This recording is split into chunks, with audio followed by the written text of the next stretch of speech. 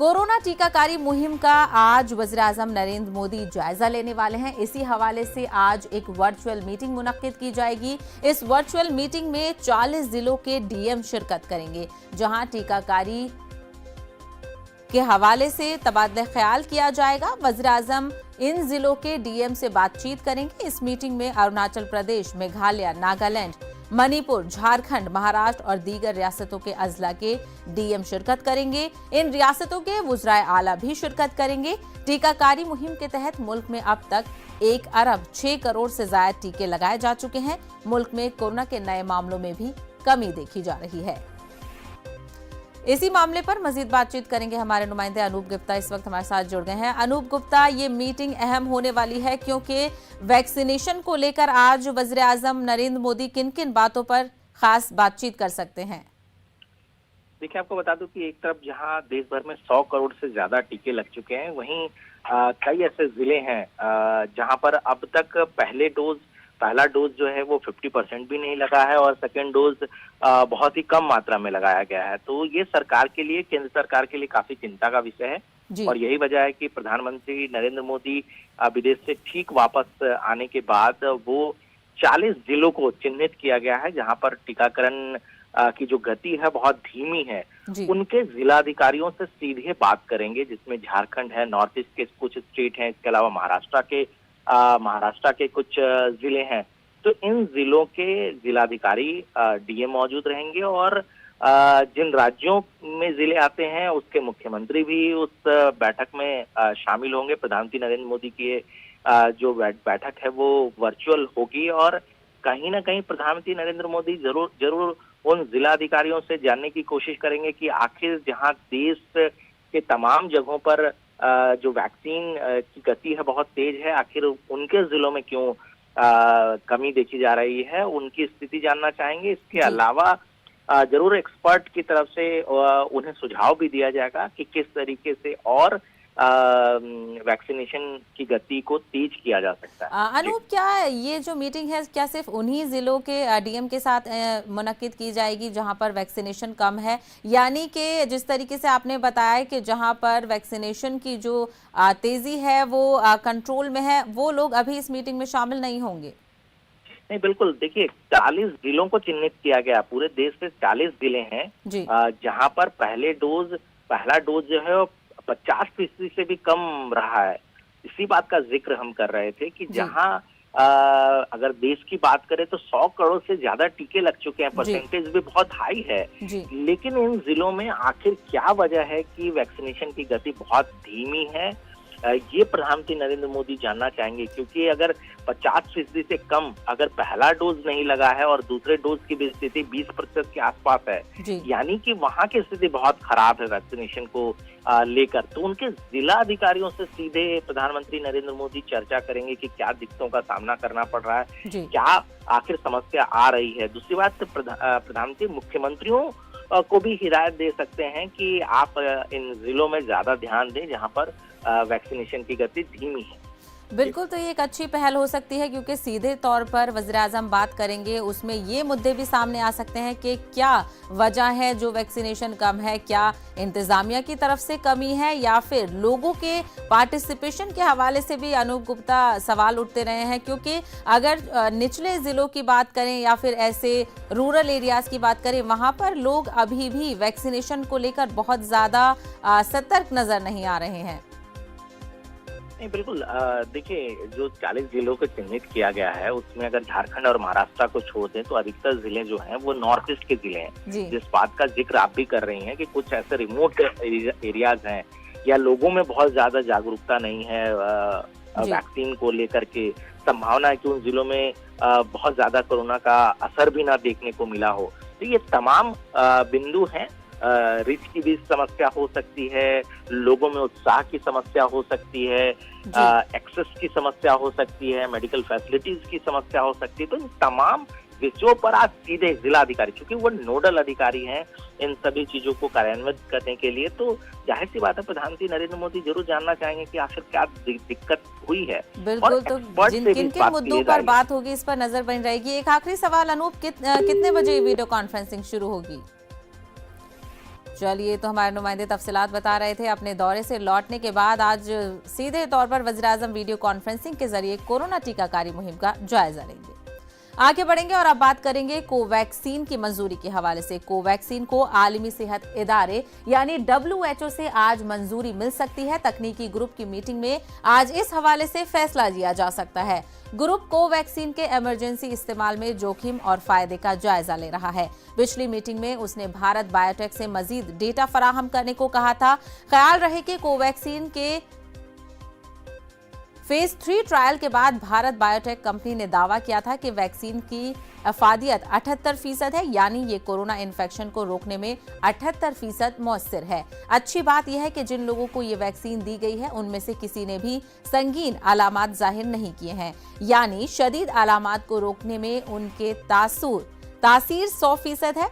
WHO की मंजूरी मिलने से उन लोगों को फायदा होगा जिन्होंने हिंदुस्तान समेत दुनिया के बहुत से ममालिक में कोवैक्सीन लगवाई हुई है। WHO की मंजूरी ना होने की वजह से कोवैक्सीन लेने वाले लोग अब तक बैरून मुल्क सफर नहीं कर सकते थे। कोवैक्सीन को अब तक 12 से ज्यादा ममालिक में मंजूर किया जा चुका है। इसी मामले पर मजीद बातचीत करेंगे। हमारी नुमाइंदा प्रीति श्रीवास्तव जुड़ गई है। प्रीति, हालांकि 12 ममालिक में इसको मंजूरी दे दी गई है, लेकिन WHO की जो मंजूरी है वो भी काफी अहमियत की हामिल है।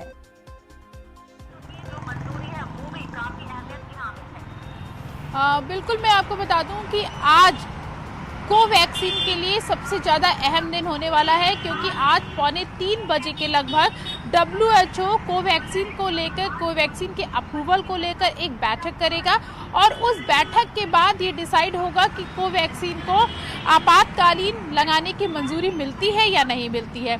हालांकि इसकी जो डिस्कशन होने वाला है कोवैक्सीन पर, उसके लिए WHO ने 90 मिनट दिए हैं, 90 मिनट आवंटित किए हैं कि 90 मिनट में जो भारत बायोटेक है वो कोवैक्सीन के बारे में जो प्रपोजल है, जो एक्सपीरियंस है वो उसको शेयर करे।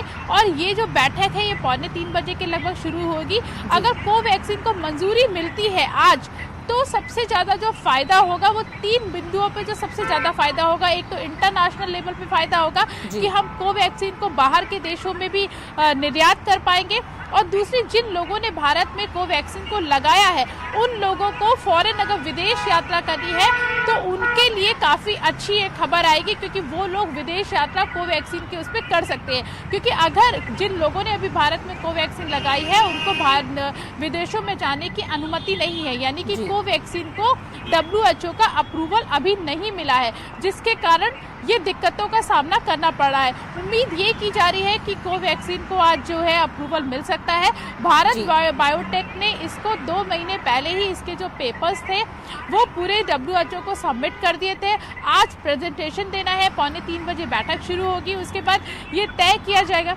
जी बिल्कुल, ये तय किया जाएगा कि इसको परमिशन देनी है या नहीं देनी है। हाँ, बिल्कुल, इसकी परमिशन काफ़ी इम्पॉर्टेंट हो जाती है, क्योंकि G20 समिट में वज़ीर-ए-आज़म नरेंद्र मोदी ने भी इस बात का जिक्र किया था, क्योंकि इसकी मंजूरी के बाद से ही भारत बायोटेक इसकी डोजेस को बनाना शुरू करेगा और तकरीबन आने वाले साल में, जिस तरीके से नरेंद्र मोदी ने कहा कि 5 करोड़ डोजेस दूसरे मुल्कों को भी फराहम की जाएंगी।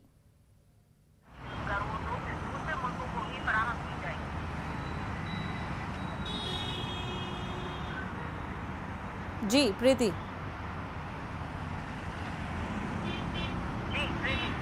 जी बिल्कुल, आप ठीक कह रही हैं कि जिस तरीके से भारत बायोटेक वैक्सीन की जो कोवैक्सीन है, अगर हम उसकी बात करें तो भारत में जो लोगों को जो डोजेस लगी हैं वो सबसे ज़्यादा जो डोजेस लगी हैं वो हमारी जो वैक्सीन है कोवैक्सीन की लगी है। मतलब हमारी भारतीय कंपनी की जो वैक्सीन है कोवैक्सीन की लगाई गई हैं, और अभी तक कोई भी मेजर जो है साइड इफ़ेक्ट अगर हम कह सकें तो कोई भी देखने को नहीं मिला है। ये पूरी तरीके से ये जो वैक्सीन है ये कारगर है, क्योंकि यहाँ पे लोगों को इसकी जो डोजेस दी गई हैं उसे किसी भी तरीके का नुकसान नहीं हुआ है, तो ये कारगर है। यही जो रिपोर्ट है उसको ही WHO ने पेश किया है, और इसके जो रिसर्च जो WHO ने की जो माफ़ कीजिएगा जो कोवैक्सीन को लेकर जो भारत बायोटेक ने जो रिसर्च की थी उसको भी WHO को सबमिट कर दिया गया है। तो उम्मीद ये की जा रही है कि आज इसको जो मंजूरी है वो मिल सकती है। हालांकि जैसा मैंने आपको पहले बताया कि अगर इसको मंजूरी मिलती है तो इसका जो निर्यात है, जो कोवैक्सीन का जो निर्यात है वो विदेशों में भी किया जा सकेगा और भारत बायोटेक इसकी नई जो डोजेस है वो उसको बना सकेगा, क्योंकि अभी इसको अप्रूवल नहीं है, WHO ने इसको अप्रूव नहीं किया है। इसकी वजह से ये जो वैक्सीन है इसका दूसरे देशों में जो अप्रूवल है, जो निर्यात है वो अभी नहीं किया जा रहा है। हालांकि 12 देशों में इसको अप्रूवल मिला हुआ है, लेकिन WHO जो सबसे बड़ी संस्था है, विश्व स्वास्थ्य संगठन, उन्होंने अभी इसको अप्रूवल नहीं दिया है। उनका कहना था, जो पिछली जो बैठक हुई थी उस बैठक में ये साफ उन्होंने किया था कि इसके जो रिसर्च के जो पेपर थे और जो ये WHO के जो टर्म्स एंड कंडीशंस हैं, जो उस पर ये जो वैक्सीन है ये अभी खरी नहीं उतरती है। तो कुछ चीज़ें जो थी वो रह गई थी, जिसको इस बार भारत बायोटेक ने पूरे पेपर्स जो हैं वो सबमिट कर दिए हैं और उम्मीद ये की जा रही है कि जो पैनल बैठेगा वो इसको इस बार आज जो है वो भारत की इस वैक्सीन को अप्रूवल मिल जाएगा। और मैं आपको ये भी बता दूं कि 90 मिनट जो इसको दिए गए हैं इस वैक्सीन पर डिस्कशन करने के लिए पैनल की एक पूरी टीम तैयार की गई है और इसमें 90 मिनट जो दिए गए हैं वो जो बैठक होगी वो बंद कमरे में की जाएगी, यानी कि वहाँ पे साइंटिस्ट होंगे और को भारत बायोटेक के लोग होंगे और उनकी बैठक होगी, बंद कमरे के अंदर बैठक होगी। उसके बाद इसमें देखते हैं कि क्या नतीजा आता है, क्योंकि 2:45 बजे के लगभग बैठक शुरू होगी। 90 मिनट का समय, तो इस पर हमारी खास नजर बनी रहेगी, क्योंकि ये बहुत अहम हो जाता है। इससे कई मामले हिंदुस्तान के भी जुड़े हुए हैं और अब ये देखना होगा कि इतनी जो इंफॉर्मेशन दी है क्या वो काफी है या नहीं। प्रीति, हमसे बात करने के लिए बेहद शुक्रिया। कामयाबी की कोई कहानी एक दिन में मुकम्मल नहीं होती है, लेकिन अगर ईमानदारी, लगन और सच्ची जिद्दोजहद हो तो कामयाबी की हर कहानी एक दिन जरूर मुकम्मल होती है। अमूल का सफर गुजरात के सिर्फ 2 गांव से शुरू हुआ और अब अमूल जो 75 साल का हो चुका है, पूरे मुल्क के साथ आजादी का अमृत महोत्सव भी मना रहा है। आइए आपको अमूल की कामयाबी की सुनहरी तारीख से मुतारिफ करवाते हैं।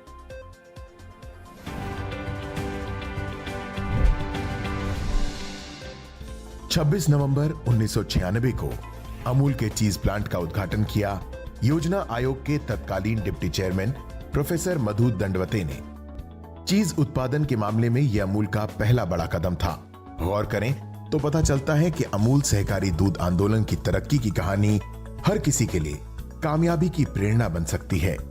2 गांवों से सफर शुरू करने के बाद धीरे धीरे निश्चित गति से अमूल ने पूरे भारत को अपना घर बना लिया।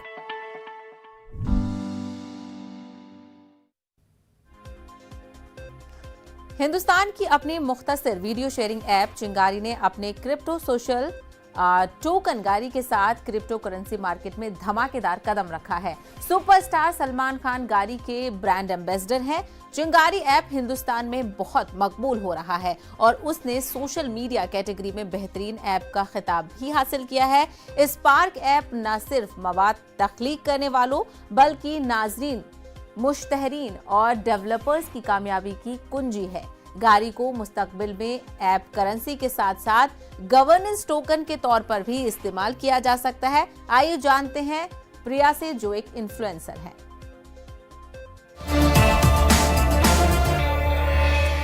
2020 में वोकल फॉर लोकल ये कैंपेन शुरू हुआ, जिसमें हम क्रिएटर्स ने सारे देसी एप्स को सपोर्ट करने के लिए वीडियोस बनाए। पर प्लेटफॉर्म तो पॉपुलर हुए, पर एज अ क्रिएटर हमारी ग्रोथ काफी एवरेज रही।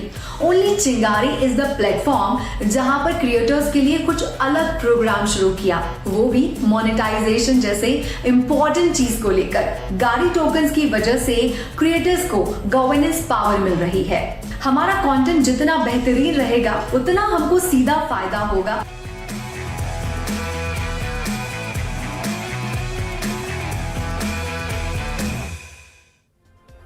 ब्रेक पर जाने से पहले आइए नजर डालते हैं आईसीसी वर्ल्ड कप के कल के मैच के नताइज पर।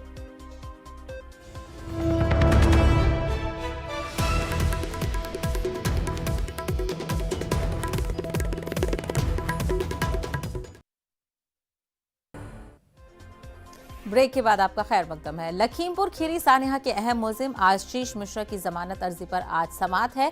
डिस्ट्रिक्ट और सेशन कोर्ट आशीष मिश्रा की अर्जी पर समाअत करेगा। वाज़ेह हो के 13 अक्टूबर को चीफ जुडिशियल मजिस्ट्रेट ने जमानत अर्जी रद्द कर दी थी, जिसके बाद लखीमपुर सेशन कोर्ट में अर्जी दाखिल की गई थी। याद रहे कि 3 अक्टूबर को पुरअमन एहतजाज कर रहे किसानों पर गाड़ियां चढ़ा दी गई थी। इस सानिया में 4 किसानों समेत 8 अफराद की मौत हुई थी, जिसमें ममलकती वजीर बराए दाखिला अजय मिश्रा के बेटे आशीष मिश्रा के मुलव्विस होने का इल्जाम है। मनोज शर्मा हमारे साथ जुड़े हुए हैं। मनोज शर्मा, क्या लगता है, क्या आशीष मिश्रा को जमानत मिल पाएगी? बिल्कुल, मैं आपको बता देना चाहता हूँ, आज आशीष मिश्रा समेत 2 लोगों की ओर आशीष पांडे और लवकुश की जमानत पर सुनवाई होनी है। 3 तारीख 27 तारीख को ये सुनवाई होनी थी, लेकिन गवाहों की गवाही पूरी होने ना के चलते कोर्ट ने इनकी सुनवाई जमानत पर सुनवाई 3 तारीख को मुकर्रर की थी। आज आशीष मिश्रा की सुनवाई होनी है। हालांकि कोर्ट ने 13 लोगों को 14 दिन की जुडिशियल जेल भेज दिया। इसमें आशीष मिश्रा भी शामिल है। इनकी 15 नवंबर तक जेल भेजे जाएंगे। आज इनकी कोर्ट में सुनवाई होनी है। कहीं ना कहीं जो सुनवाई होगी, सुनवाई के बाद अब बहस के बाद तय किया जाएगा कि इनको जमानत दी जाती है नहीं जाती है। कोर्ट का जो विपक्षी है उनका कहना है कि जो सभी गवाहों की जब तक बहस या गवाही ना हो जाए तब तक इनको मौके किसी को भी जमानत ना दी जाए। बिल्कुल, तो एक बार जमानत रद्द हो चुकी है और आज देखना ये होगा क्या आशीष मिश्रा को जमानत मिलती है या नहीं। हमसे बात करने के लिए बेहद शुक्रिया। अयोध्या दीप उत्सव के मरकजी त्योहार के लिए पूरी तरह से तैयार है। लाइटिंग, लेजर शो और आतिशबाजी से अयोध्या जगमगाएगा। योगी हुकूमत पिछले 5 सालों से दीप उत्सव का एहतमाम कर रही है और हर साल दिए रोशन करने का आलमी रिकॉर्ड कायम हो रहा है। इस साल 9 लाख दिए आज रोशन करने का मंसूबा है। वहीं सीएम योगी आदित्यनाथ ने दिवाली की मुबारकबाद पेश की है। दीपावली की पूरे प्रदेशवासियों को हृदय से बधाई। यह पर्व भारत की सनातन धर्म की परंपरा का एक महत्वपूर्ण पर्व है। दीपावली का यह पर्व अनेक प्रकार से हमारे लिए आनंददायक है, शुभदायक है, मंगलदायक है। इस अवसर पर पूरे प्रदेशवासियों से मेरी अपील है, अयोध्या का दीपोत्सव का आयोजन आज देश और दुनिया का एक महत्वपूर्ण आयोजन हो चुका है। अयोध्या में इस वर्ष दीपोत्सव पर 9 लाख दीपक प्रज्वलित होंगे। ये 9 लाख उन घरों का प्रतीक है जिन्हें प्रधानमंत्री आवास योजना शहरी में गृह प्रवेश अब तक कराया जा चुका है। हमारा प्रयास होना चाहिए कि प्रदेश के अंदर अब तक हम 43 लाख गरीबों को ग्रामीण और शहरी क्षेत्र में आवास उपलब्ध करवा चुके हैं। कोरोना वबा के दौरान बाहमी इमदाद और इंसार का जज्बा मुस्तहकम हुआ है। मुल्क इस वबा से मुत्तहिद होकर मुकाबला कर रहा है। टीकाकारी के ऐलान के बाद हम बेहतर ताउन करें, जिससे हम कोरोना को मात देने की जानिब कदम बढ़ा सकें। नेटवर्क 18 इस मुहिम में हर कदम पर आपके साथ रहेगा। जब तक सभी महफूज नहीं तब तक कोई महफूज नहीं। इसी सोच की बुनियाद पर हमारी मुहिम संजीवनी का मकसद ये यकीनी बनाना है कि वैक्सीन पाना सभी हिंदुस्तानियों का हक है।